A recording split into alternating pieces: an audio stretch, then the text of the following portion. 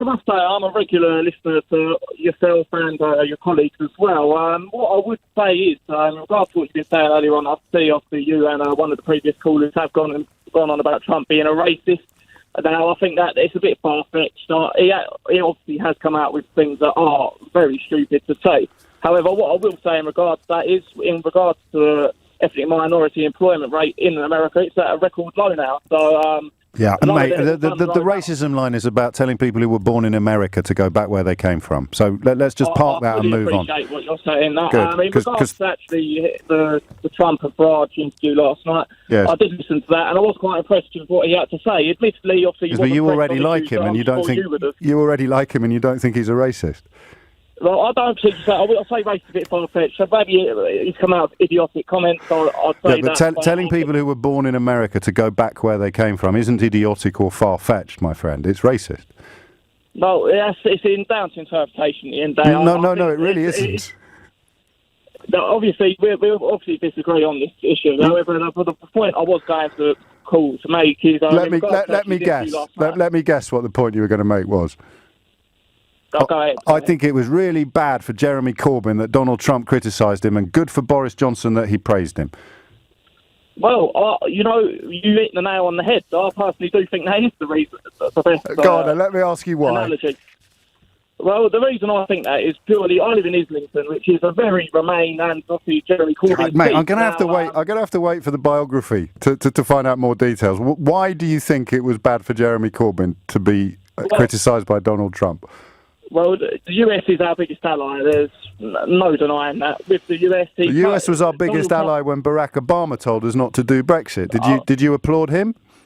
Well, look, obviously not. But however, why obviously? With Trump, why obviously not? Coming out, he's promoting a free trade deal. Why obviously not?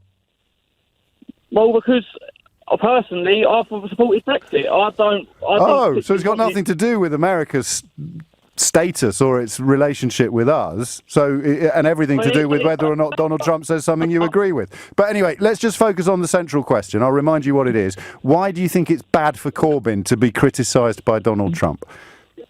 I personally think it's bad for Corbyn, purely for the fact is yes? Trump's come out, he said he wants a free trade deal with the United Kingdom, and he has obviously said that with Boris's deal there may be limitations to how far... Yes, but why is any of this bad for Corbyn? Well, it's bad for Corbyn because Corbyn sat on the fence throughout the entire Brexit process, and he used. But why does Donald Trump criticising Corbyn do damage to Corbyn?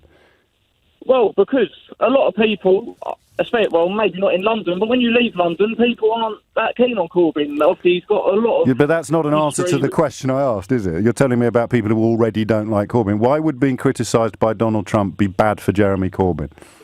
Well, it would be bad for Jeremy Corbyn because a lot of people James? America's our largest ally, and if the leader of the United States is openly saying that Corbyn would be bad... But the leader of the United States openly said that Brexit was bad, and it didn't change your mind about anything, did it? It didn't. So let's go back to the question that you've rung in to answer for the seventh time of asking. Why would being criticised by Donald Trump last night be bad news for Jeremy Corbyn? Well, because anyone who wants Brexit to succeed, anyone who wants Brexit to succeed is not going to have been planning to vote for Jeremy Corbyn, are they? So let's try for the eighth time. Not necessarily. Why? They may well have. You've got the Labour leave areas in the north. They could well be voting for Labour. And there's a lot of places where you could put a Labour vote on a donkey and they would vote for Labour. It's like we're having a sort of word salad. Listen, I'm not going to embarrass you by asking you 11 times, but I will ask you once more. In terms of people who had a position on Jeremy Corbyn at 5 o'clock yesterday and then heard Donald Trump criticise Jeremy Corbyn, and you believe that might have made them look more negatively at Jeremy Corbyn. Just explain your thinking to me. How would that have happened? Because he's promoting the free trade deal with the United Kingdom. Now, anyone who wants Brexit to succeed or wants to move on... I just can't do this anymore. Last chance, all right? Why is it bad for Corbyn? Because he criticised Johnson as well, James. I don't know if you missed that bit. I know. Yeah, good. So why is it good for Johnson and bad for Corbyn? Well, because... there's a number of reasons for it. Well, just one. I'd kill for one at the moment, mate.